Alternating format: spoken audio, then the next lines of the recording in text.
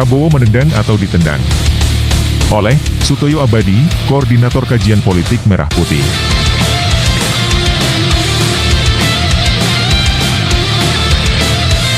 Ada Grand Design The Power of Digital Distraction, Grand Design Kekuatan Gangguan Digital. Dalam ilmu otak atau NLP, Neuro-Linguistic Program, adalah logical fallacy atau penyesatan logika. Ketika ada kebuntuan berpikir dan perlawanan selalu kandas, kita dibuat sibuk dengan hal-hal receh atau ecek-ecek terumpan, terdikey, dengan hal-hal yang substantif. Penyesatan logika masuk ke ranah media sosial.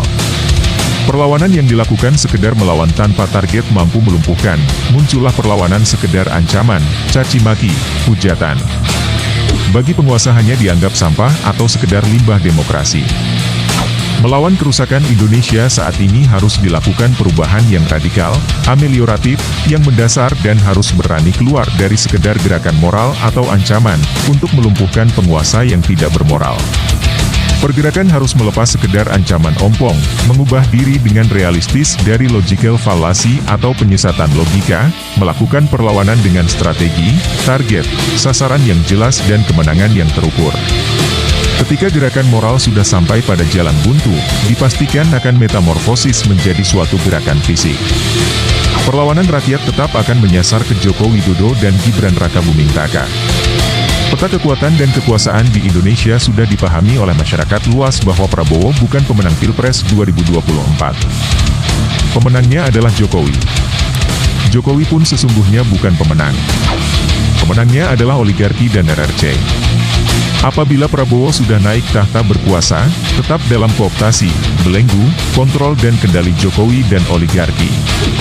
Pada posisi Prabowo yang sangat lemah legitimasinya sebagai Presiden RI, dipastikan akan terus terkena gempuran dan gelombang tsunami perlawanan rakyat. Prabowo akan menendang atau ditendang, tergantung tekad, semangat dan keberaniannya untuk menyelamatkan Indonesia dari penjajah gaya baru.